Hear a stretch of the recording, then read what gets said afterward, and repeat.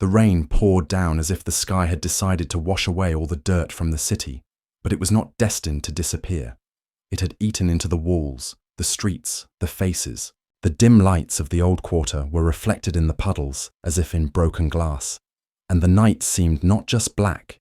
It breathed a cold in which there was not a single living sound, except for the dull drops on the roof of the car. The car was standing motionless at the side of the road. Its engine had long since fallen silent. The headlights were extinguished, and only a slight fogging on the side window betrayed that there was someone inside. The interior was immersed in semi-darkness. The figure behind the wheel was barely distinguishable. But the eyes, they were wide open, sleepless and unblinking. He was watching. For 40 minutes already. He did not move, did not make a sound, did not touch the phone. He did not smoke, did not drink coffee. He just watched. And everything that happened on the other side of the street was recorded in his memory with the cold precision with which a surgeon remembers an incision. It was not just interest. It was the silence before the storm. Opposite the car, on the steps of a convenience store, stood a man with a cane.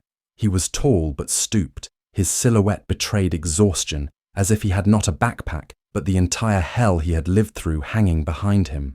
His jacket was wet, water dripping from the lapels, but he made no attempt to cover himself.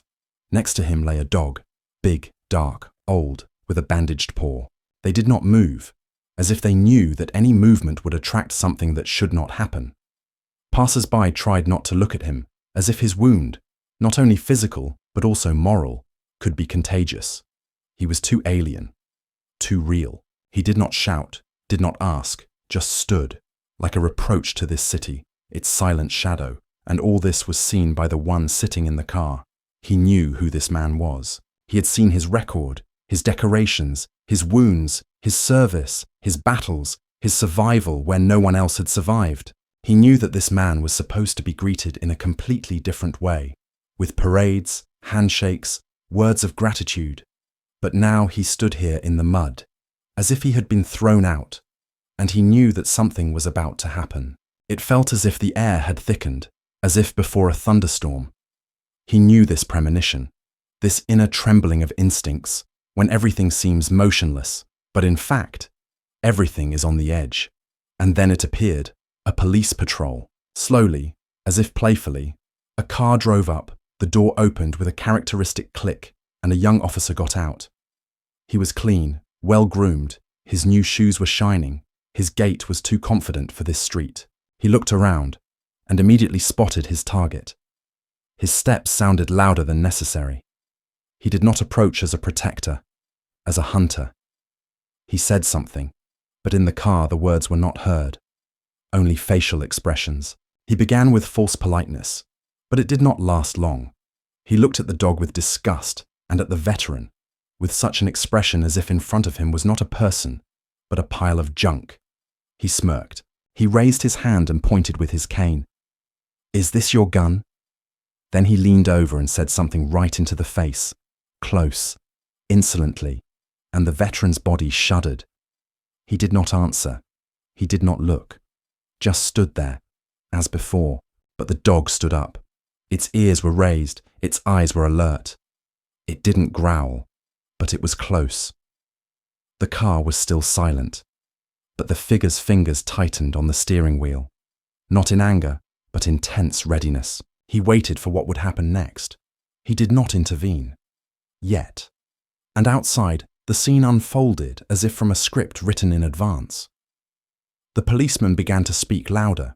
He was no longer holding back. You could read his lips. "You are a disgrace. You are dirt. You are a joke." He reached out and grabbed the veteran's badges, yanked them, but the man did not give in. It was like a blow, not physical, but the kind that does not scar, but hurts. The veteran held on. The dog growled. The figure in the car leaned forward. Click. The recording started. The face was cold. It was not anger. It was a fixed point of no return. He saw the officer push the veteran. He fell, right into the mud. The dog rushed at him. It did not attack. It protected. It pressed itself against him, barking, shielding him. The policeman took a step back, took out his radio. He was pleased. To him, this was just a game. He was winning. People walked by. Some stopped. Some filmed. No one interfered. But there was no longer any inaction in the car.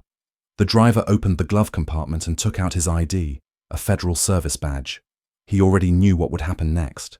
He had seen enough. Not for a report, for a court. And perhaps not only in the legal sense of the word. Meanwhile, the officer had moved away. He was talking on the radio, laughing. The veteran was getting up on his own. Slowly. Without help. The dog was nearby. He wasn't looking at the cop. He was looking straight into the car. Straight into the eyes of the bystander. They met. And something in those looks was like a vow. Wordless, but ironclad. A bond that couldn't be broken. The bystander was no longer just an observer. He had become a participant. The rain was still falling. The night was not ending. But now in this darkness someone had woken up.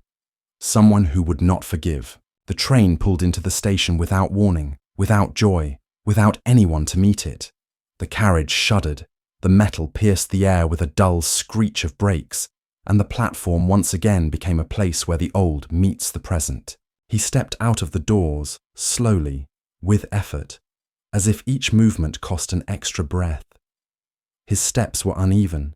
His right leg ached despite the metal splint hidden under his trousers. On his shoulder was a worn army backpack, as old as the scars on his face. Deep, sharp, ugly. His gaze was direct, but not sharp. There was neither fear nor hope in it, only an endless weariness, like someone who has walked too long to stop now. A dog walked beside him. A large dog, with a muzzle behind which stood years of service. It stayed close to its owner's leg, as if it knew that in this city every meter could become hostile. The city they returned to was not happy to see them. As he exited the station, the man saw an old sign. "Welcome to Willow Creek." The letters were peeling. One of them was falling, like faith falls, slowly and silently. Underneath it was graffiti, barely visible in the darkness. A painted face, crossed out by the inscription, "Go back where you came from." He stopped. The dog growled barely audibly. He did not take his eyes off, did not turn away. He only nodded, as if to say, "I'm back. You asked. I'm here." And he walked on. On the way to the old house, he met people. Some just passed by, some slowed down, looked, recognized, and immediately looked away. They knew who he was. The city remembered its hero, but this memory was crooked and rotten. They did not know his name. They knew only his color, and that he dared to wear a uniform that, according to some, he desecrated. A woman with a child crossed to the other side of the street. A man on the porch of a store stopped, lit a cigarette, watching every step of the veteran with the contempt that had accumulated over the years, not for anything, but simply because he was there. He felt the looks. He did not look for them, but they stuck like mold to the walls. An old man was sitting on the corner of the house. White t-shirt, cap, old flag tattoo. As the veteran passed by, he said loudly enough, "Some come back, although no one expected them." The veteran did not answer, but the dog stopped, turned around, looked straight at the man. The old man spat under its paws. Only then did the veteran tug on the leash, and they walked on. The old house greeted them with silence.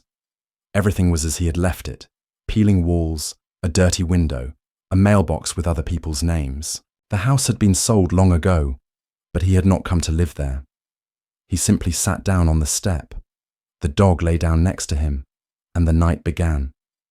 In the darkness, he thought. Not about the war. He had already survived that. He thought about going back. When they told him in the hospital room, "You can go home," he smiled. He didn't know that home wasn't a place, it was people. And when those people were gone, home was just a building. He had been discharged as a hero. But he knew the price of that word. He wasn't a hero. He was a survivor. He was someone who hadn't died when he should have. And now, he had to pay for it every night. He remembered lying under fire with his leg torn off, and how this dog, his Rambo, pulled him through the sand until the evacuation troops came. He remembered how in the tent the officer said to him, "Damn, even your dog is smarter than you." And everyone laughed. He remembered how during the evacuation, The medic refused to treat him right away, letting the unconscious white fighter pass. This one can wait, his skin is tougher. He remembered how at the commission to return home, the doctor casually said, "Sure, you're injured, but at least you didn't have a family waiting for you." And he nodded, because he was alone, because it was easier that way. The next day, he went to the store to buy dog food. The line was short. He stood silently, holding the goods in his hands. When it was his turn, the cashier, a woman of about 50, stared at him as if he were holding a grenade. She hesitated. Then she asked, "Are you sure you're going this way?" He didn't understand. "Are you sure you've got the right door?" He said nothing. He held out the money. She took the bill with 2 fingers, like trash. She didn't give him change. As he exited, he saw the boys. 5 of them. One called out, "Hey, mister, Africa, your dog is white. Isn't he afraid of you?" Another ran closer and spat on the ground next to Rambo's paws. The veteran didn't move. He just looked at them, not with anger, but with that weariness that comes when you know it's not their fault. It's what was sown in them. He was walking home when an officer approached him, the same one who would later be on video. He was polite then, checked his papers, said, "You look suspicious walking around here. I live here. You look like someone looking for trouble." The veteran just nodded. He knew that every word was a spark. He had seen it in Vietnam. He had seen it here. That night, he sat on the steps again. He stroked Rambo. He didn't speak to her, but she understood. The dog laid its head on his lap. Silence, but not peace. And somewhere inside him, something he'd buried for years began to grow. Not anger, not even pain. The pain was familiar. It was a sense of betrayal. Not the country. He had long since stopped believing in symbols. The people, the neighbors, the childhood friends who no longer greeted him. The teacher who said he'd go far and now turns away across the street. All of them who were silent. And then he realized he hadn't returned home. He had returned to the battlefield. Only the enemy was now in uniform. In smiles, in silence, in words behind his back, in the eyes of a child who had been told that people like him were to be feared, in the policeman who threw his badges on the ground, in the woman who refused to give him change, in the graffiti on the wall, in his own reflection in a shop window, where he saw himself and didn't recognize himself. He stood up slowly. Rambo stood up with him. Ahead was the street, night, and something approaching. Let's take a short break. Write in the comments where you listen to our stories from, and whether you have encountered anything similar in your life. It is important for us to know what you feel and how you perceive these events. If you have not subscribed yet, be sure to subscribe so as not to miss the continuation. We continue. He walked the streets of a city whose sidewalks he had known since childhood. But every step was a reminder that a familiar place could become hostile if you returned to it different. He was different, not just because he now carried a cane, or because his shoulder twitched at night from phantom gunshots, or because the dog at his foot understood him better than any man could, but because this city had never forgiven him for choosing to wear a uniform, especially this uniform, especially with this color of skin. The sunlight filtered through the dust, but even it seemed dim here, as if the city itself were trying to hide from its reflection. The houses had not changed. The people had, or maybe they simply no longer pretended. He walked past storefronts that had once adorned signs that read, "Heroes Among Us," now replaced by neutral slogans about discounts, sales, bargains. There were no more heroes, and if there were, they weren't like him. On the corner of the first street where he used to buy soda for pennies as a child, 2 men were sitting with a bottle. One of them looked at him, frowned, and whispered to the other, "It's him, the one." The second snorted, "Yeah, he's still alive, damn it." They both didn't turn away. On the contrary, their looks were bold, direct. The veteran didn't answer. He shouldn't have. Words were worth nothing in a city where looks were a death sentence. A woman, his old teacher, was standing at the door of the drugstore. She was looking at her phone as he approached. Then she glanced at it and pretended not to recognize him. She didn't say hello. She didn't smile. She didn't even try to hide this deliberate silence. He passed by and her eyes went back to the screen, as if the screen could protect her from the truth, from the past, from her conscience. There was a gas station to the right. Jimmy worked there. They used to sit at the same desk. Jimmy saw him, didn't say hello, just said loudly into the phone, "They're wandering around the streets again, doing nothing. They'd better stay home or go back." He was talking into the phone, but he looked straight into his eyes. The veteran didn't stop. He didn't even slow down. His dog came a little closer to his leg, sensing the tension that was impossible not to feel. He remembered leaving this same town 20 years ago, carrying a backpack that held more hope than possessions. He'd believed then that service was an honor, that if you gave yourself to your country, it wouldn't forget you, that if you bled for a flag, you wouldn't have to prove yourself worthy of it. But now he knew, this flag wasn't for everyone, at least not for those whose skin was a reminder of the pain that society tried so hard to hide. There was a stage in the main square where they were hanging a banner for the local police department's holiday. There were photos on it, smiling officers, children, balloons, confetti, not a single veteran, not a single person with dark skin. He walked closer, out of habit, maybe hoping to see someone who would remember, but instead he got another look. A girl at the stage, a volunteer, white, young, said, with obvious irritation, "Are you looking for something? This isn't for everyone." He didn't answer. She had already turned away. The dog at his feet growled almost inaudibly. He leaned down and touched his ear. "Quiet, Rambo. We knew it would be like this." He reached the old yard where they used to play football. It was now a parking lot. On the fence was a fresh banner, "For customers only." He sat down on the edge of the curb, where he had sat with his friends as a child. The dog lay down next to him. A few minutes later, a car pulled up. A man in a security guard's uniform got out, holding a baton. "Why are you sitting here?" he asked roughly. "Just chilling." "This is private property. Get out of here before they call the right people." The veteran stood up. "I grew up here." "So what? This isn't your street anymore." His baton was half out of its holster. Rambo stood up first. The dog understood everything first. They left. He walked and remembered how his commander, white, respected, once in battle after a brutal firefight, came up to him, patted him on the shoulder and said, "You're not bad as for," and did not finish. And then he added, "You're not like the others. You can be treated." At the time, he thought it was a compliment. Now he knew it was a slap in the face, wrapped in a uniform. They never saw him as an equal, only an exception, only a convenient exception. In the evening, he went into an old cafe.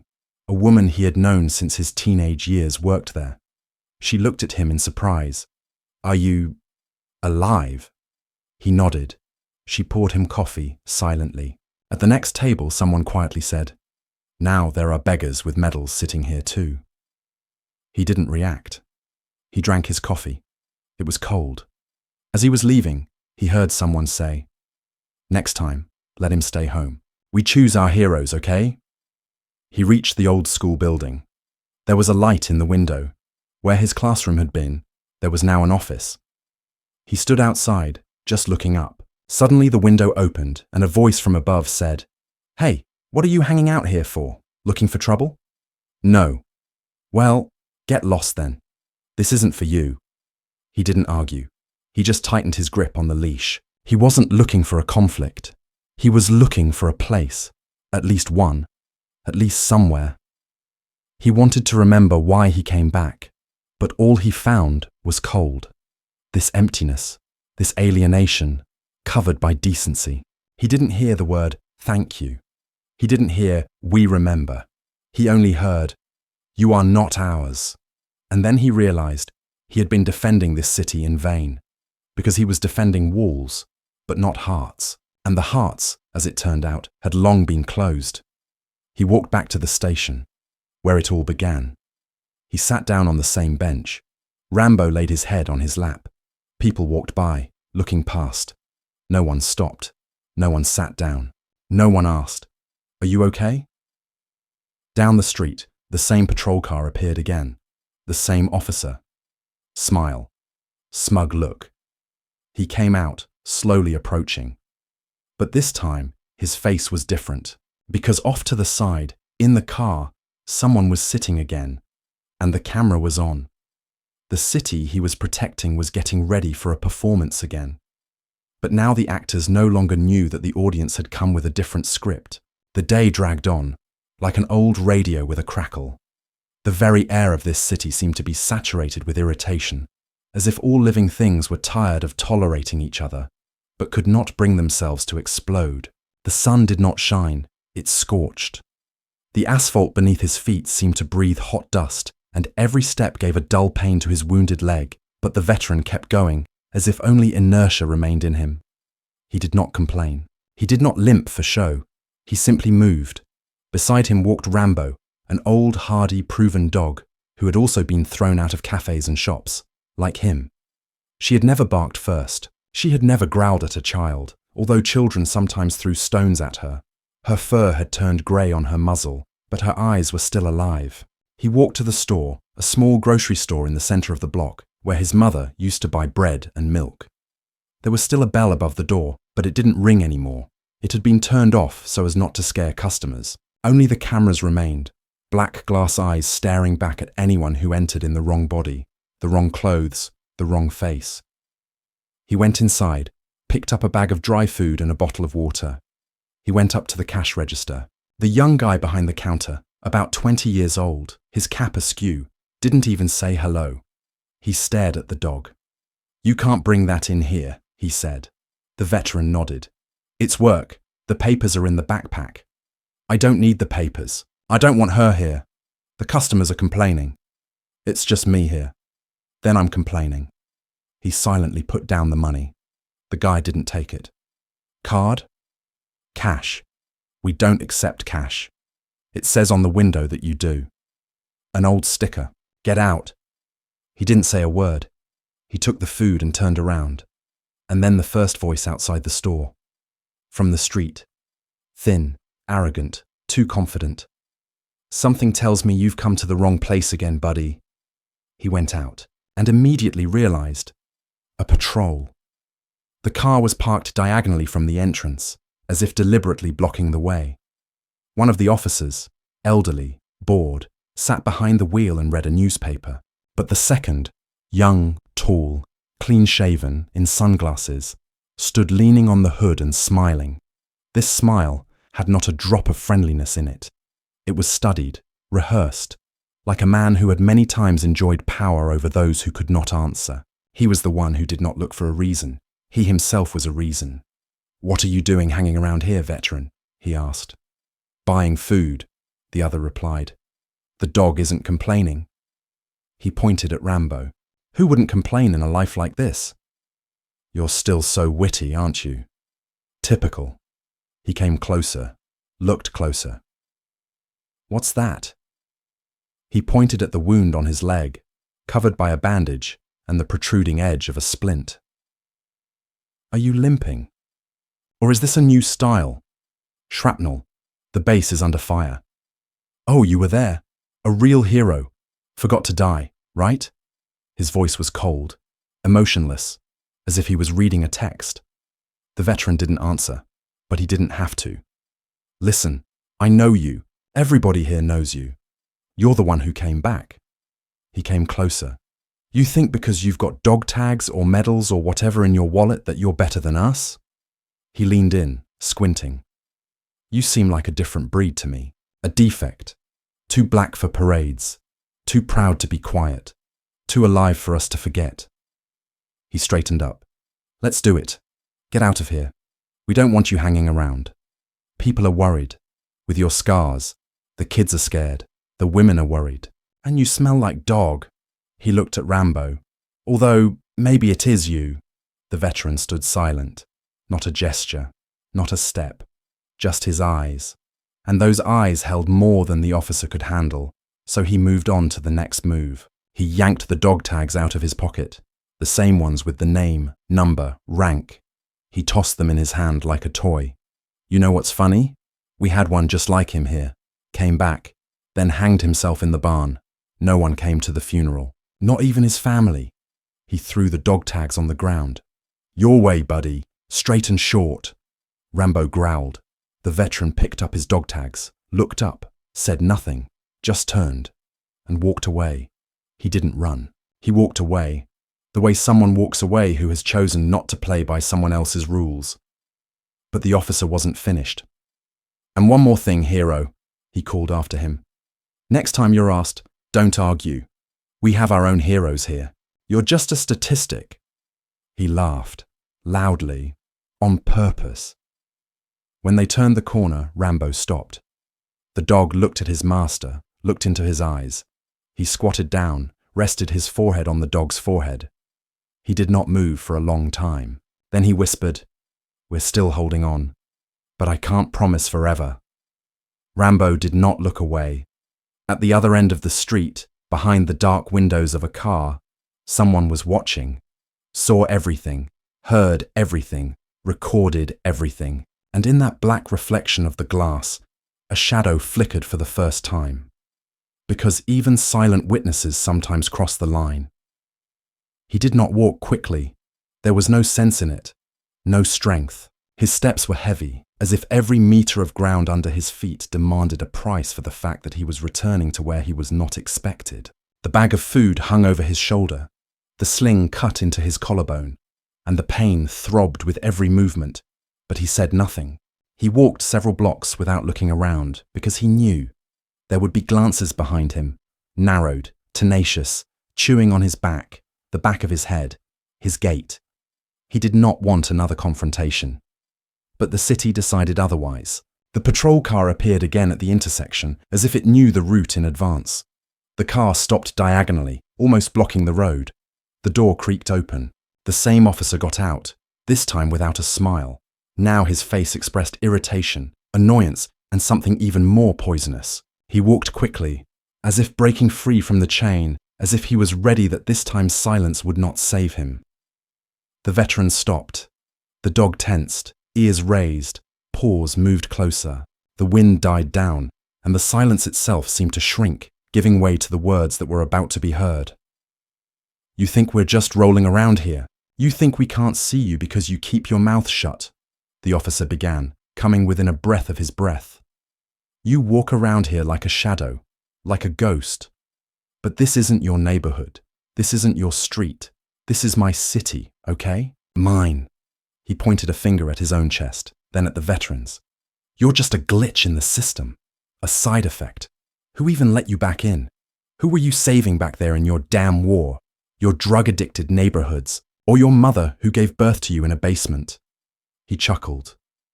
"Do you know how many of your kind we check every day? Hundreds. Useless. Dirty. You're nothing but trouble. You may seem quiet, but I can see right through you. You're dangerous. All of you are dangerous. Since you were kids, you've been looking at the uniform and wanting revenge. And you're no exception." He began to walk around like a blow. "I think you probably pretended to be a hero. He saved his medals. And now you want us to wear you in our hands. We will not come out. We have other heroes. White, honest, from good families. And you are just a stilettos. By the way, this is the nickname. You gave the dog to hide that it is nothing." Rambo stood up. The veteran put his hand on the withers, holding him back. But the dog was already looking straight into the officer's eyes. Still. Silent. The body tensed. It didn't growl, but the silence grew thicker. "Oh, here it comes. Yeah. Protecting him, huh? Look at her. Old but loyal. Just like a plantation slave. Only in reverse. You're her master. How romantic. Once a dog, now a savior." He clapped his hands. "Maybe you two should go and die somewhere behind the garages, so you don't get in people's eyes. This is a clean neighborhood, not like your fucking Brixton or Harlem where you all came from." He took a step closer. "And you, dog, attack me at least once. I'm waiting. You know, I'd gladly put you to sleep, like a madman, according to the law. One bite, and that's it. And then this friend of yours will be alone again. Only this time. For real." The veteran remained silent. He stood there, as if he held the weight of the world on his shoulders. His fingers were shaking, but he held the leash tight. His face was hard. The officer saw it, and that made him even angrier, because he knew that he could say all this, and the man in front of him would not break, and it was worse than if he had screamed, fought back, hit. "Listen, you," the officer said, moving closer. "You know how this works. We find a reason, and you're dead. Then it's just a piece of paper, just a headline. War veteran killed in street fight. And no one even blinks. Because you're not a hero. Heroes don't look like you. Heroes don't come home with dogs, they come home in limos. And you're just a thorn in the side. And sooner or later, someone's going to swallow you. Or spit you out." He laughed. Rambo growled louder. The veteran stood like a stone. The officer stepped back, grinned. "Listen, hero. You still here? I'll give you 3 days. Then I don't want to see you again. Get out, because if I see you again, there will be a reason. I'll find one. I'll make you want to die again. And your dog, with her, according to the law. According to the instructions. Understand?" He spat at the dog. He got into the car. The door slammed. Dust rose. The car drove away. The veteran remained standing for a long time. The wind stirred the edges of the bandage on his leg. The sun was setting. He raised his hand, ran it over his face. He did not cry. But something inside began to die. Words can indeed be weapons. And now that weapon was placed in the cold hands of the system. But somewhere nearby, in a car, not far away, sat a man. And he heard every word. And he understood. This day was the beginning, not the end. Let's take a short break. Write in the comments where you listen to our stories from and whether you have ever encountered anything similar. Such stories are important because they ring true. If you haven't subscribed yet, be sure to subscribe so you don't miss the continuation. We continue. The day was drawing to an end, but the heat did not subside. The asphalt seemed alive, a breathing snake underfoot. The veteran walked with the same habitual slow gait, with a slight limp, with an indifference on his face that had learned not to betray pain. The bag of food was now empty, and the dog, faithful, alert, walked next to him, in the shadows, looking back at every sharp sound. They turned onto an intersection at an old bus stop where posters with invitations to Flag Day and a fair for local residents once hung. Now the notice board was covered in rust, and on top of the old sheets of paper, someone had written "White Zone Only" with a felt-tip pen and drawn an inverted cross. He did not react. He only felt again how the city breathed hatred, not whispering, hissing. And it was there, at this bus stop, that the same patrol was waiting for him again. The car was parked as if it had been left there on purpose. The door was open, the lights weren't flashing, but everything about the whole setup screamed, "Come on over." And he did. He knew he couldn't get away. He knew this wasn't just going to be a skirmish. This was going to be what was going to remain.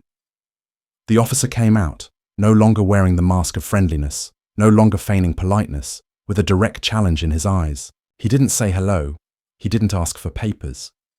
He came out like a man walking out into his backyard to chase away an extra dog. The horn of a second car approaching only added to his confidence. The veteran stopped. Rambo was nearby. Silence. People began to gather as if they sensed that a spectacle was about to happen. 2 people came out of the store, a salesman and a customer. An elderly couple stopped by the bench. Teenagers approached with bicycles, and all attention was now focused on one person, a black man standing in the middle of the street in an old army jacket, with a face that had too many scars for one person. "There he is," the officer said loudly, turning to the crowd. "A hero, straight from the battlefield. With a dog, with dog tags, with legends." He chuckled. "You know what's interesting? I see heroes like this every day. And do you know how many of them are real? 0. 1 in 10. The rest are fake, with counterfeit dog tags, with a story about I saved the country. But in reality, I was the first to escape." He took a step closer, pointing to the veteran's chest. "Do you have a medal? Where is it? Or did you sell it for a fix?" The crowd giggled. Show me what you did for the country. What? Escaped with a dog? Slept in a tent? Or were you just in the rear and then decided you could come back and demand respect? He came closer, pulled his dog tags out from under his lapels, this time without warning. He hung them on his finger, held them above his head. That's what he did. Look, everybody, we got a hero here. He held the dog tags up to his face. Name, number, it's all beautiful. But here's the thing. Why the hell did you even survive? Why are you alive and not someone else? Why not that kid from Nebraska who went first and died? Why not that white kid who was 19 and just married? Why not him and not you? The veteran stood like a statue. Only his hands were shaking. Only the veins in his neck became a little more acute.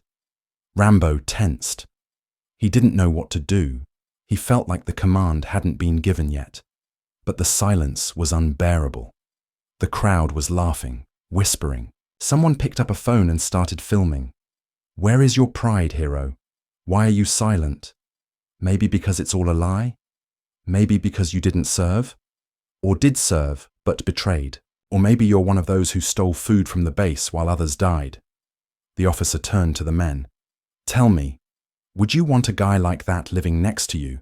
For your children to look at him and think he's an example? He's not a hero. He's just a black guy with a dog and a story that no one will check. He leaned over again. And you, doggy, I doubt you're even a service dog. More like you picked each other up in a garbage dump. One smells fear, the other smells pity. That's a match. He spat on the asphalt next to Rambo's paws. And at that moment, the dog stood up. He stood up slowly, but surely.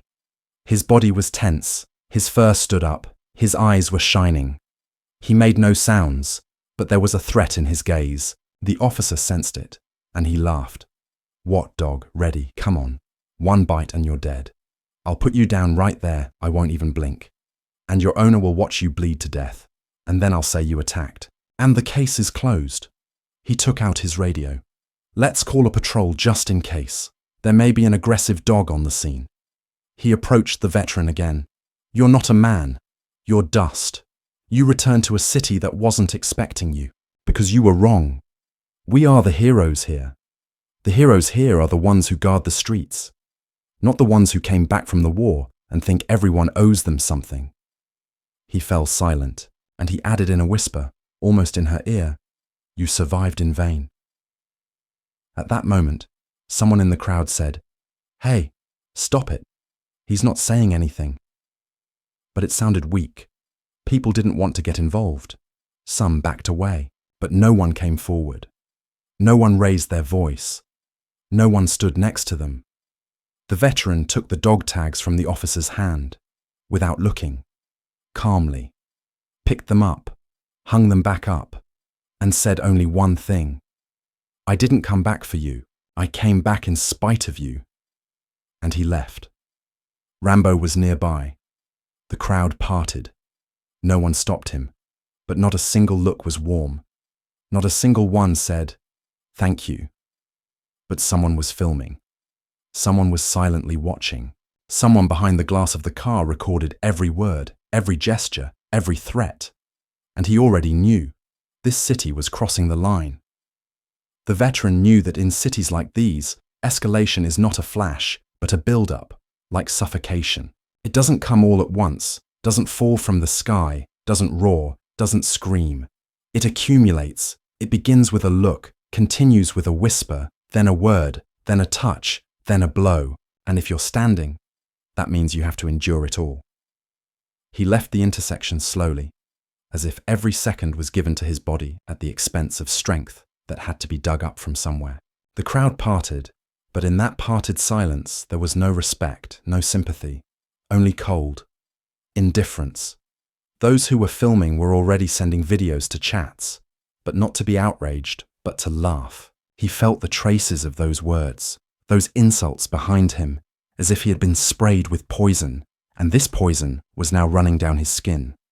Rambo walked beside him, not barking, but his fur stood on end, and his body was tense to the limit. The veteran knew they had crossed the line. The officer was no longer speaking into the air. He had declared a hunt. And when the police decide a man is a target, the rest is just a matter of time. They don't go head on. They don't shout, "We will kill." They create a pretext. They arrange a provocation. They arrange an inconvenience so that the system will work automatically. First, they will check him on the cameras, then on the streets, then in other people's houses. And when the conflict occurs, they will say, "We warned you." The veteran knew all this. He had seen it happen in other cities. He read the headlines. But now he was not a reader. He was in. He had become an article that had not yet been written. Yet. He reached the park where there was a bench under an old tree. His mother had once sat there. He remembered her laughter, her voice, her hands. Now the tree seemed alien. He sat down. The dog lay down at his feet. The sun was already setting. A shadow stretched along the sidewalk as if suggesting, "Hide." But he did not leave. He sat as if throwing down a challenge. And at that very moment, the second patrol car appeared. Not the one with the hunting officer, a different one. But they already knew him. They already knew that he is a conflict-prone one. The car stopped. 2 people, 1 man, 1 woman, got out. They were calm, but too calm. There was a game in that calm. The woman said, "Citizen, you cannot sit here with an animal. This is a public place." He looked up. "This is a service dog. Can you show me your papers?" "I have them at home. We walk here every day." "Are you refusing to cooperate?" The man stepped closer. "We've received complaints that you're being provocative, that you're carrying a weapon." He was silent. He already knew how this scenario would play out. They'd lift him up, search him, find the knife he carries for hiking, make him look like an aggressor. And then, if he's lucky, they'll let him go. If he's unlucky, he'll lie face down on the asphalt. He stood up, slowly. "I have a knife, a hiking knife, in my backpack." The woman took a step back. "That means we have a threat." The man pulled out handcuffs. "Turn around and put your hands behind your back." "It's just a knife for eating. I'm a veteran. I'm not a criminal." "Yeah, that's what everyone says." They put the handcuffs on. The man deliberately pressed his face against the hood. "You thought that because you had dog tags you were untouchable," he whispered. "You're not in Iraq, buddy. They have their own rules here." Rambo barked. "Once, twice." The woman winced. "Take the dog away," she cried. "Please don't touch her," the veteran said without looking up. The man laughed. "What did she say? Did you teach her to shake hands for you?" Just then, another car pulled up. The same one. He knew things were getting serious now. Out came the man, the officer whose name he didn't want to remember. Smile. Slow steps. "Oh, you're working on my favorite yet?" he said to his colleague. Yeah, he was called in. Disruptive, and possibly armed. Of course, he's dangerous. Always has been, especially to us white people. He laughed. "You wanted a war? Well, now you have a front, right here, under the tree of your childhood." Rambo barked again, and this time the bark wasn't a warning, it was despair. As if the dog sensed, here it is, the very line that can't be crossed again. The female officer pulled out a taser. "I'm warning you, if the animal attacks, it won't attack, it's protecting." "Protecting from who? From the law?" The lead officer laughed. He walked over and leaned toward the dog. "You dog, you'd better keep your mouth shut. I'll shoot you with one shot and that's it. They won't even remember." He stood up. "Although you know what? Let's let him go. Let him go. And tomorrow, we'll detain him again, question him again, handcuffs again, until he asks to leave, or breaks down, or attacks. Then everything will be legal and beautiful." He took off the handcuffs. "You're free, hero. Today." He stood. His hands dropped. His shoulders shook. He said nothing. He just looked toward the car, where someone was watching again. And this time, the camera was pointed at him. Not at the police, but at him. And in that silence, he realized that his life was now a recording. He had become an object. They would not let him leave. And if he did not answer, They would destroy him slowly. And if he did answer, they would destroy him quickly. And all that would remain was a headline, and not the truth. He knew it wouldn't end there. Scenes like these don't just erase themselves. They leave a trace that always finds its way back. He wasn't going home. He wasn't going anywhere. He was just moving forward, as if trying to escape his own reflection, which now seemed to follow him from every shop window, every dark pane of glass, every street window. Rambo walked beside him, silent, his ears forward, like a warrior with nothing left to lose but the instinct to protect. The streets looked the same, but he felt himself being watched. Not just bystanders, not just those who opened doors and then closed them again when he entered. He felt a different kind of gaze, cold, technical, precise. Eyes that didn't need feelings, eyes that recorded. He didn't turn around, but he could feel behind him the car moving, keeping its distance. No lights, no license plates, no sounds. Sometimes it disappears, but then it appears again in the shop window mirror, in the reflection of a window, in the glare of headlights around the corner. He was not afraid, but he knew. If they are watching you silently, it means they are preparing for something more. He turned onto the alley leading to the park. The trees here were old, narrow, bowed like people tired of holding their heads up. And here he heard a voice for the first time. Not loud, but sharp, confident, with that intonation that you recognize immediately. The intonation of power. Stop. He froze. Rambo stopped with him. Pretend that you're just resting, the voice continued. A man came out of the shadow of a car parked at the side of the road. He was wearing a suit, not a cop, not a civilian, something else. On his belt was a holster. On his lapel was a badge, covered by his hand. He approached slowly, sat down on the bench next to him. You don't know who I am, and you don't have to know. But I've been watching you, ever since the day you got off the train. He spoke evenly, without pressure. I saw you get pulled over at the store. I heard you get yelled at the bus stop. I know you carry your badges, and I know you don't show them to anyone unless you have to. You're not a hero, but you're a survivor, and that means more than you know. He fell silent. He looked at Rambo. Good dog. He'll stick with you until the end. People can't do that. He looked back at the veteran. You think you're alone? It makes sense. The city is forcing you out. It does it methodically, consistently. It will continue until you're gone. They don't need you, not because you're bad, but because you're a reminder that not all heroes live, and not all heroes are white. You're ruining the picture. He took a small device from his inside pocket, a recording device. He pressed a button. Inside, recordings, voices, threats, words spoken by police officers, store clerks, neighbors. I have it all. Everything they said. Everything they did.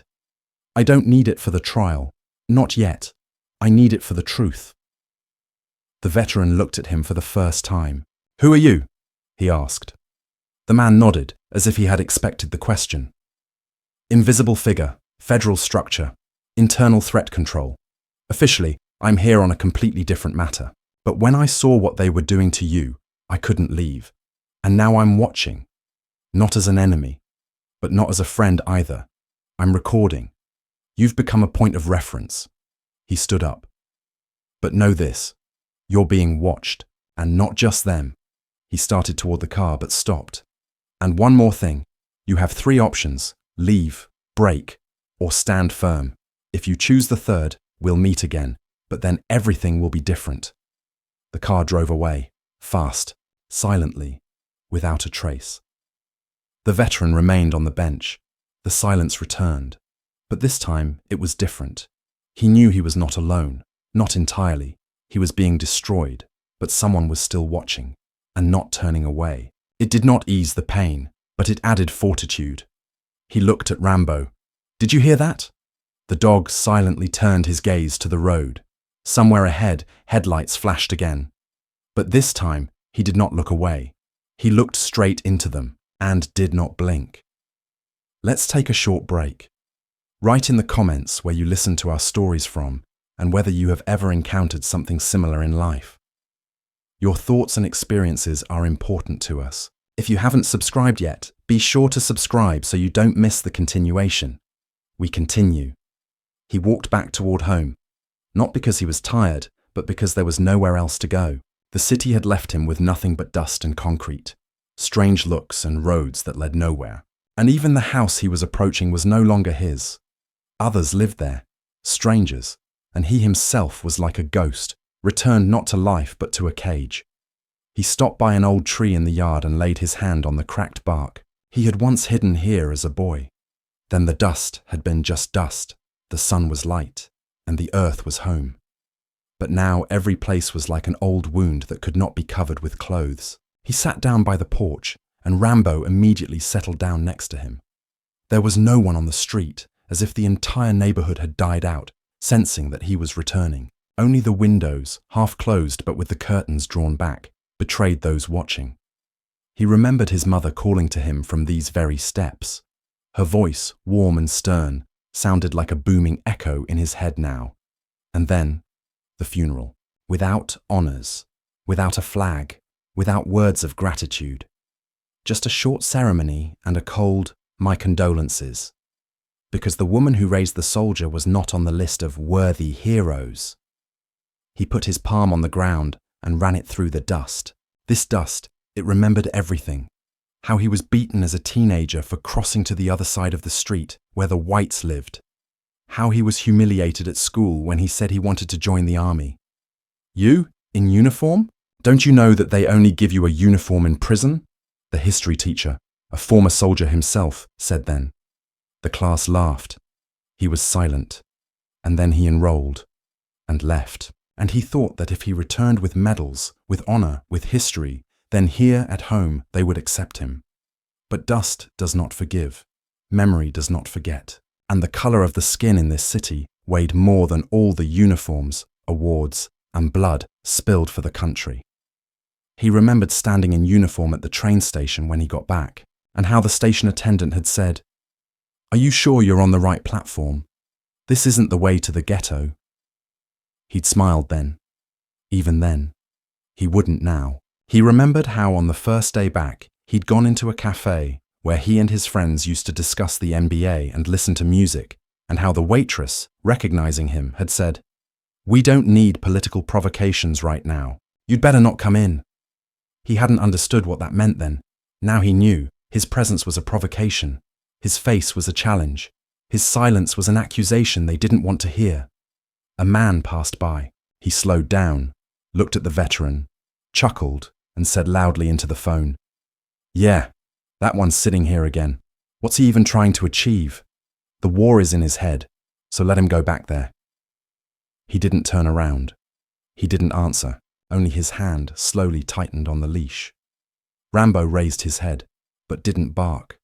He felt, now is not the time to defend. Now is the time to endure. He remembered how in the hospital, after a concussion, he lay next to a white officer. He was moaning in pain, and the nurse changed his IV every 10 minutes, and his once a day. And when he asked, they answered, "There is priority here. His father is a senator." He understood. Then he understood everything, that even their pain is different, that even their death is a different color, and therefore returning is not the same. He closed his eyes. The images came back to him. Sand, screams, explosions, blood, the body of a comrade he had pulled out under fire. A white boy with a southern accent, dying in his arms and whispering, "Tell my mother I wasn't scared." He had spoken. He had found his mother. He had written a letter. She hadn't answered. Then, a year later, he had learned that she had said on television, "Our son died heroically, in battle. We are proud." It's a shame his last minutes were alone. He wanted to call, but he didn't, because he realized that her truth was not the one where he was there. Footsteps sounded somewhere in the yard. Teenagers, 3 of them. They came closer. One said, "Hey, veteran, aren't you tired of pretending? We were arguing. Were you really in the war, or is this just a show?" The second added, "You trained the dog, like a protector. Does he even bite? Or are you both just old clowns?" He didn't answer. The third picked up a rock and threw it nearby. "Say something, or we'll think you're deaf." Rambo growled, lightly, restrainedly. One of them laughed. "Oh, look, that's a service dog. Just keep it on a chain, or the police will come again and spank it like a mutt." They left without waiting for an answer. They didn't want a dialogue. They needed a stage, to humiliate and leave, like everyone else. He stood up. Dust settled on his knees. Rambo stood up after him. He walked to the gate and looked at the sky. The sunset was dirty red. The wind carried the smell of burnt oil and gasoline. He realized that nothing would happen today, but tomorrow, it will. Because in this city, everything is aimed at finishing him off, breaking him, making him not a man, a reaction, so that later they could say, "We warned you." He knew that they would not stop, not the police, not the neighbors, not the boys with cobblestones in their hands, because to them he was not a veteran, not a man, but a reminder that the system lies, and the truth is alive, and silent. For now. Night fell on the city not like a pall, but like a sentence. The air grew heavy, viscous, electric, as if the street itself sensed something approaching that could not be undone. The streetlights flickered uncertainly, as if afraid to illuminate those hiding in the shadows. The silence was not silence. It was preparation, not reassurance, but a hidden expectation. The veteran sat by the window, Rambo at his feet. No TV, no music, not even a clock. Just the light from an old lamp and the creaking of floorboards, as if the house itself echoed someone else's thoughts. He looked out the window, at every silhouette, at every glint, at every noise of tires on wet asphalt. He knew. The silence was a lie. Something was gathering in this silence. He felt it in his neck, in his shoulder, in the deep pain under his ribs, the same one that always began before a fight. This was not the first time, but this time, the battle was not taking place somewhere out there, beyond the border, not amidst the sand and alien cries. This time, the enemy spoke the same language, lived on the same street, and wore the uniform of the same flag. He closed his eyes. The faces came back to him, the officers, the saleswoman, the old men on the bench, the children with the stones, their looks, their words, their silence. It was louder than any scream, and in that pause, he heard everything around him, as if it were yearning for him to break loose, to give them a reason, to come out and scream, or hit, or at least look at them the wrong way, because then everything would be justified. Then he would become what they wanted him to be, a criminal, menacingly black, unstable, not one of their own. And then the city would say, "There, we told you so." He stood up, walked slowly to the doorframe. He ran his fingers over the wood, where the old carving was still etched into the wood. D+M 1996. He remembered carving it with his sister. He'd been 14. She'd been 9. She'd gone to Boston and never come back. She'd said, "You stay. Someone has to be here." "I can't." He stayed. He always stayed, even when everyone else left. A dull thud outside the window. He didn't flinch. He went out onto the porch. There was a car, no headlights, no flashing lights, but with the window open. The driver, the same one. The officer, the one who started all this. The smile was back, but now, without humor, only naked anger, hiding behind a thin veneer of power. He didn't get out of the car. He just said, "You're still here, so you've chosen war. Well then, we'll soon show you what real order looks like." And he drove away, slowly, demonstratively, like an animal scratching the door with its claws, but not yet entering. The veteran sat back down. Rambo stood by the door. He didn't lie down. He felt. A dog always feels. He kept his eyes on the street. And then what he had been waiting for, but didn't want happened. The neighbors' lights came on. 1, 2, 3. People started coming out, but not to talk, not to support, to watch. They stood on their porches, some with their hands in their pockets, some with phones, some with mugs as if they had just come out for some fresh air. But each of them was looking in the same direction, at the house where he was sitting. The silence became thick. Every step on the sidewalk sounded like a step on a podium. And then he realized the city had gathered. 10 minutes passed, then 15. Then the police came back. No sirens, no lights. 1, 2, 3. They didn't come. They surrounded him, as if they were afraid he would escape, as if there was a terrorist in the house. The veteran knew this wasn't an arrest, this was a show. They needed him to come out, to do something, to react somehow, because then it would all begin. Then they would act. Then the street filled with stares would come to an end. He looked at Rambo. Rambo was looking out the window, and then he said, "I'm not going out first." The veteran stood up. He took the badges. He hung them around his neck. He went to the door. He opened it. He stood on the threshold. He didn't step over. He just stood there.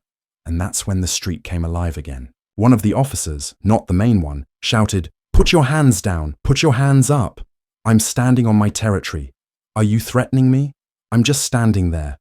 The neighbors were whispering. Someone was filming. Someone was saying, "Now it's about to start." The woman in her pajamas said, "What did he do anyway? Why doesn't they arrest him?" Someone said, "He's not giving us a reason yet." Well, that means he will soon. The neighbor across the street took out the trash, but he didn't throw it out. He just held the bag and watched, like a match, like an execution. The veteran was silent. He didn't move. And then the lead officer got out of the car, slowly, with a smirk. The hero decided he could just stand there and watch, like we had freedom here, like he was a man. He came closer. "You're provoking. You're creating a threat. You're disturbing the residents. You're disturbing the peace. And if you don't go inside now, we're going in ourselves." He stepped closer. "I'll count to 3. Rambo growled. His voice was deeper, as if everything he'd been holding back all this time had accumulated inside him. The veteran said, "I'm not a threat. I'm a reminder. You don't like that I'm alive, but you can't do anything about it until I say something. So you want me to scream?" The officer hissed. "Then scream." "No." "Scream." "No." "Hit." "No." And at that moment, thunder struck. Real. From the sky. A flash of lightning illuminated the street. The wind raised dust. People flinched from the drops. Some ran, some hid. The police remained. But the silence returned. Real. Not threatening. Tired. As if the city itself had decided to exhale. The officer fell silent. His eyes narrowed. He understood. There would be no war today, but there would be something worse. Tomorrow, or the day after tomorrow. It has not been cancelled. It has been postponed. And the veteran stood and didn't blink, because he knew, when the silence breaks, the storm comes quickly. But sometimes, at that very second, a new order is born. Let's take a short break. Write in the comments where you listen to our stories from, and whether you have ever encountered something similar in life. Your thoughts are important to us, and we are interested in knowing what you think about what is happening. If you have not subscribed yet, be sure to subscribe so as not to miss the continuation. We continue. The next morning, the town looked as if nothing had happened. People were opening windows, shaking out rags, making coffee, walking dogs, as if the night had passed peacefully. But no one said aloud that the entire neighborhood was standing, watching as a man who had fought for his country was once again being brought to his knees. Not by guns, but by fear. Not by bullets, but by looks. He woke before dawn, as always, not from sleep, but from memory. The voice was still ringing in his head. "Scream!" And the silence with which it had answered. He looked at Rambo, who was sleeping with his face in his boot. The dog was exhausted too. They both were. But today the air was different. Not lighter, on the contrary, denser. As if something was brewing, and this time from the other side. He went outside at 6 in the morning. People had not yet managed to put on their masks of decency. A neighbor was smoking on the porch, but when he saw him, he quickly put out his cigarette and went into the house. On the bench by the store sat a teenager, the one who had thrown a stone at him a few days ago. Now he looked down. The veteran did not say a word. He just walked, without taking his eyes off. He felt something was happening, not outside, but inside, as if some barrier had cracked. He did not know what exactly, but he felt that the moment was approaching when someone would speak, but not the one who humiliated, not the one who watched, but the one who waited for the truth to stop being a whisper. At the local abandoned library, where he sometimes went to escape the sun and the silence, there was a strange letter on the door. No signature. Come at 10 while. You should know. The paper was fresh. The ink was not yet completely dry. He was not surprised. He had arrived on time. There was no one inside. Only dust, books, and the silence he had learned to read like a newspaper. He waited, and 5 minutes later, the door opened. A man in a suit entered. The same one. The invisible figure who had once warned, "If you choose to endure, we will meet again." This time, he was without a badge, but his face betrayed belonging, calm, strength, and purpose. He sat down across from me, put a folder on the table. Are you ready to hear this? Because what I'm about to show you isn't a local problem. It's a system. It's not just you in this city. It's you and the country. He opened the folder. There were photos, videos, transcripts, dates, faces, files. This officer who's after you isn't the first to do this, and not on his own. They have an internal list, individual elements. It's officially called preventive surveillance. In reality, it's a hunt. They pick on people who stand out, black veterans, people who can't be easily labelled as criminals, but who the system fears, because they're living proof that lies are not a defence, and the truth is a threat. He turned the page. Here's the recording from the night you were pushed outside the store. Here's the one from the car. Here's the conversation between the officer and the local police officer. We'll get him. It'll just take time. His dog's an old dog and he's on edge. The main thing is not to let him go. He looked up. This isn't your paranoia. These are instructions. He took out his recorder. He pressed the button. A familiar voice sounded. Rough, confident. We'll show these heroes their place. Respect must be earned. And if it doesn't work, then they're not ours. The man turned off the recorder. Now do you understand? This isn't about your story. This is about their fear. You don't fit in. You should have died there, or broken here. But you're silent, which means you're dangerous. He stood up. I don't have permission to act, not yet. But if you agree, I will make sure your case is seen above. Not for a report, not for a loud scandal, but so that a movement can begin. But it's up to you. I will leave, and you can forget me. Or agree. Everything you say now will matter, but only if you are ready to go all the way. The veteran was silent. His fingers touched the tokens. He felt their cold. He felt his heart beat a little faster. It wasn't fear. It was understanding that the path was now divided into two roads. He could leave, and maybe they would leave him, or kill him, or put him in jail, or break him, or he could give a sign. One. And then everything would change. Not right away. Not easily. But it would begin. He looked at the man. I don't want revenge. I want them to know. Not about me. About people like me. So you agree? Yes. The man nodded. We'll start with one. The officer who humiliated you is already under investigation, hidden, but the materials have been collected. Your story will be part of the case. Your name will remain in the records as proof that you were there, that you remained silent, that you stood firm. He left. The veteran was left alone in the library. Books all around. Dust. Silence. But this was no longer the same silence. This was the silence before the truth spoke. And for the first time, he allowed himself to exhale, not because it became easier, but because he was no longer alone. The next day, The city woke up reluctantly, as if it knew it would have to look in the mirror it always tried to avoid. The veteran stood by the window. Behind the glass, the street he had walked since childhood now seemed like a different world, not because it had changed, but because he no longer intended to hide in it. He didn't put on his uniform, he didn't wear his medals, just a windbreaker and the same old boots. He wore dog tags around his neck, not for show, but for memory. In his hands, nothing, no weapons, no documents, just himself, as he was. He walked out into the street with Rambo by his side, and the city seemed to hold its breath.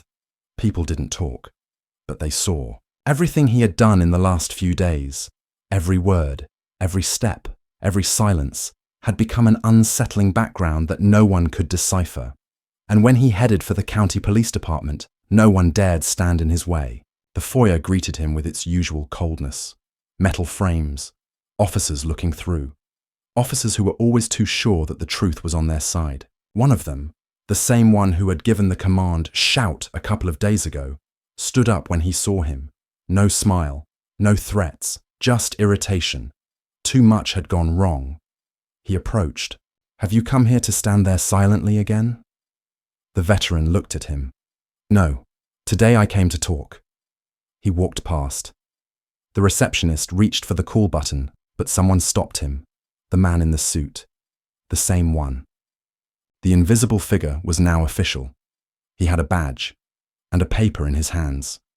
He picked it up. "It's all legal. He has the right to speak, and everything he says will go into the federal report." The veteran walked into the office. They were waiting. The recording was already in progress. People were sitting. Not all of them were familiar. Some were clearly from the capital. Others were insiders. He didn't know their names, but they knew him. They opened dossiers, folders, files, and said, "Speak." And he began to speak, without pathos, without anger, just the facts, just what happened. He talked about those who spat at him on the street, about those who called him a mistake of the system, about the words, "You survived in vain," about fake calls, about setups, about how the police hunt not criminals, but those who are inconvenient. He told how a neighbor told him, "You are preventing us from remembering the country as we want to see it." He did not raise his voice. He simply held his gaze. He talked about the army, how in the hospital they told him that the white soldiers had pure pain, and his was internal. How his colleague died, and his mother refused a letter. He told how he arrived, and in a cafe they told him, "Your uniform scares the customers." How at the market they did not give him change, because this is not the front, and no one owes you anything. How the boys threw stones at him and the police said, "You were looking at them too hard." He didn't miss a thing, not a word, not a look, not the feeling of being looked at as a threat, even if you were just carrying a bag of dog food. He talked about Rambo, how the dog had pulled him from the battlefield, how he had covered for him when those who called themselves allies had turned away, how people here on the street had said, "We should both put them down, for the sake of order." He told it all, and then he fell silent, and there was silence in the room, but not the same silence as before, not muffled, but full, because the truth was there, and it couldn't be cut out, or edited, or told. It's your imagination. The veteran stood up. He looked at everyone. "I'm not a hero. I just came back. And it turns out that was the worst thing I could have done. Because if you're black and you survive, you have to survive again. Only this time, at home, among those who say you belong and act like you're a curse." They didn't applaud him. This wasn't a stage. This wasn't a movie. This was a report. But he knew there was a trail now. Paper, audio, video, and he was part of the case. He left. No one tried to stop him. The officer who had spat in his face before now stood against the wall, silent, without a command, without authority. He looked down as the veteran passed by, and that was the first victory. The city had not changed in a day. In the morning, the windows closed again as he approached. The children still whispered. No one said hello in the store, but something had disappeared. Certainty. Certainty that he could humiliate with impunity. Certainty that silence would not be followed by anything. Certainty that the truth was weakness. 2 weeks later, the officer who had been the main instigator of the hunt was suspended. The news did not name the veteran. But everyone knew. The neighbors looked at him differently now, not kinder, but more cautious, and sometimes with respect, quiet, unsure, but real. The veteran walked down the same street, the same wind, the same dust, the same memory, but now he walked not because he had to, but because he could. Next to him was Rambo, already old, but still just as proud. They walked, and behind them, no pursuit, no shadow, no threats, only a trail. He didn't take revenge, he didn't accuse, he simply proved. That truth is also a weapon. And if you hold it tightly, without letting go, sooner or later it will fire. Not with a bullet, but with light. And even if the city closes its eyes, it will no longer be able to say that it didn't see. The story is not over. It has just begun. Because now, every time someone says, it's just fantasy, there will be a record somewhere in the archive, where he says, I was silent, but I was there, and I remember. We would love to hear your thoughts on this story. What do you think about what is happening? Have you experienced racism or injustice in your life? Your opinion is very important to us because each of you matters. We value each of you and are always happy to hear your thoughts. If you enjoyed the story, please like and subscribe so you don't miss new stories. Have a great day, and if you listen to the end, write in the comments the phrase, "The power of silence." This will help us know that you really got the gist of this story.